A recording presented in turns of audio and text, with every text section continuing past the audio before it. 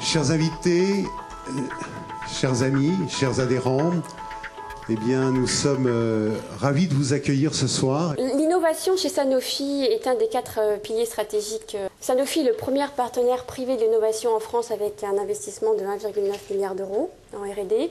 L'innovation repart sur une démarche pragmatique et qu'on appelle l'open innovation. Le but étant de réunir le maximum d'expertise pluridisciplinaire et de développer des partenariats aussi bien avec des organismes publics, des universités, des hôpitaux, des organismes de recherche, que des organismes privés, dont des PME et des start-up.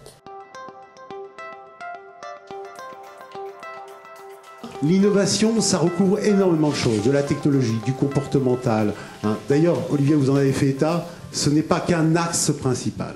Qu'est-ce qui s'est passé derrière sur la mutation en fait de l'entreprise? Qu'est-ce qui s'est passé dans le changement systémique des fonctions? C'est-à-dire grosso modo, pour parler clairement, à qui on parle quand on a envie de vendre quelque chose. Ensuite, qu'est-ce que c'est que cette transition numérique? Comment on la gère? Comment on la gère au niveau technologique et humain?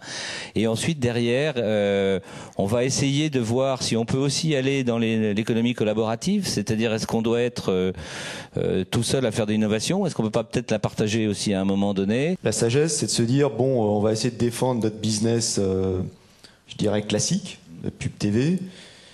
Et puis l'audace, c'est de dire, faut quand même qu'on aille un petit peu sur le digital, donc qu'on aille sur le web, qu'on aille sur le mobile, qu'on aille sur les tablettes, et qu'on arrive à combiner tout ça. Donc la stratégie de TF1, c'est de combiner tout ça. Mais c'est aussi d'importer toutes les bonnes idées qu'on peut avoir du digital sur la télé. L'idée, c'est de moderniser, je dirais, cette vision un peu linéaire de la télé, qui est parfois un peu rigide pour nos clients, qui recherchent maintenant d'autres choses. Ils recherchent de la réactivité. Ils recherchent de la mesure d'efficacité quasiment en temps réel de leur campagne de publicité et ils souhaitent des ciblages qui soient beaucoup plus performants.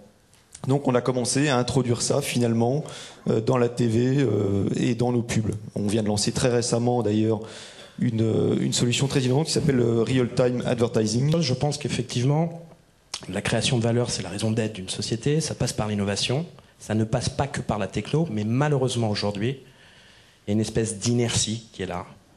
On peut pas se battre contre une vague qui arrive. Le monde se digitalise, le monde se numérise, donc on est obligé de faire avec. On cherche à un moment donné à faire ce qu'on appelle de l'innovation incrémentale, améliorer son produit, améliorer pas mal d'options. On oublie de regarder le principal, c'est où vont les usages aujourd'hui. Et il y a un sujet qui est énorme là-dessus. L'économie du partage, par exemple, étant un vrai sujet, je pense qu'il va bouleverser. Je pense qu'il y a vraiment quelque chose qui est en train de se passer qui va être énormissime. Donc j'étais conscient que le monde se digitalisait, que la pub se digitalisait. Ça, c'était une certitude. En 2007, c'était déjà fait. C'est apparu bien avant. Ce que j'ai vite repéré, c'est que les usages se mobilisaient quelque part. C'est que la pub, effectivement, ne se consommait plus simplement sur un desktop. Elle se consommait sur des devices, sur un mobile, sur un smartphone. J'ai vu ça arriver. Donc, quelque part, j'ai essayé, moi, lorsque j'importe mon modèle à moi, celui de Mr Bell, c'est directement de me placer, d'être un vrai pure player, effectivement, dans ce scope-là du mobile. Alors, quand on a dit ça, c'est bien, mais on essaye toujours d'apporter, parce qu'il y avait déjà des acteurs qui étaient là. C'est ce que j'ai tout de suite fait en important un modèle, en tout cas, qui existe aux États-Unis, qui est ce qu'on appelle la publicité inversée, le reverse advertising, qui est de dire... je vais monter effectivement un concept un peu plus innovant qui va dans l'air du temps, qui est ce qu'on appelle le marketing à la performance, c'est-à-dire on facture au résultat. Par rapport à l'innovation, quand j'ai commencé il y a à peu près 9 ans chez Lavigne, je me suis interrogé et je me suis dit, qu'est-ce que je peux apporter comme innovation sur le calendrier?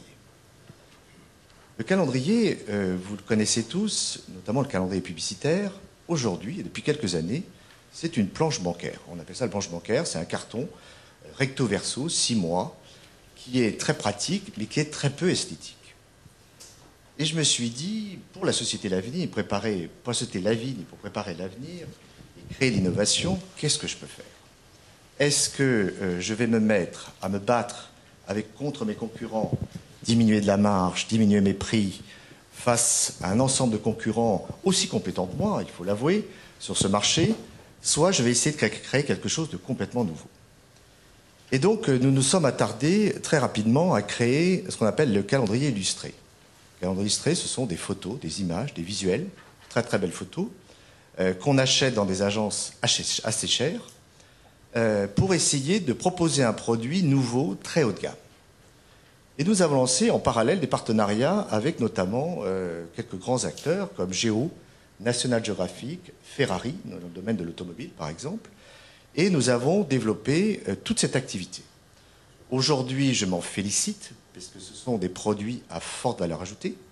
Pour votre information, c'est des produits qui sont vendus entre 7 et 10 fois plus cher que le modèle standard, et on le vend très bien. On l'a montré à Apple. Apple a adoré l'application et a décidé de la mettre en avant sur son store. Fédérateur de barrières face à l'innovation. Et vraiment, c'est ça qu'on dit. Et donc, c'est une véritable transformation.